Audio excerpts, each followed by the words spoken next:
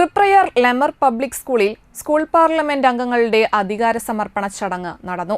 Kodungallur DySP V K Raju ഉദ്ഘാടനം ചെയ്തു. Perspective educational trust secretary K Abdul Latheef അധ്യക്ഷനായി.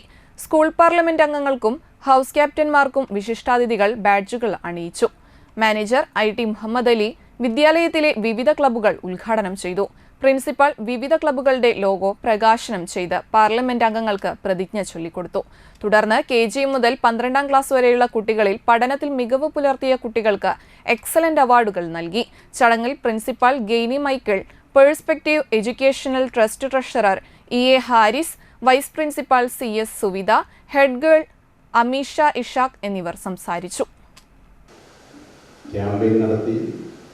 ക്ലാസ്സുകളിൽ പോയി കുട്ടികളോട് വോട്ട് ചോദിച്ചു.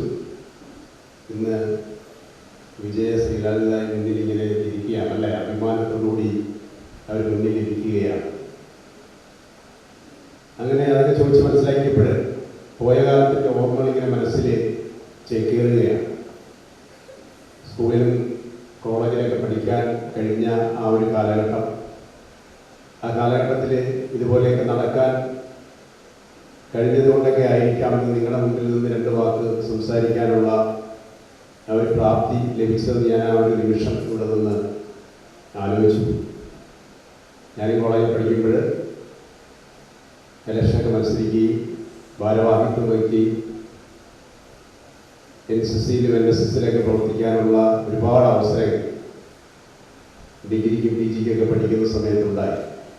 അതുകൊണ്ട് തന്നെയാണ് ഇന്ന് എനിക്ക് ഈ സ്കൂളിൽ, ഞാൻ ചേർത്തലക്കാരനാണ്, ഈ സ്കൂളിൽ ലെമർ വലപ്പാടുള്ള തൃപ്രയാറുള്ള ഈ ലെമർ സ്കൂളിൽ നിങ്ങളുടെ മുന്നിൽ വരാൻ കഴിഞ്ഞത്, വിദ്യ അഭ്യസിക്കാൻ കഴിഞ്ഞത് കൊണ്ട്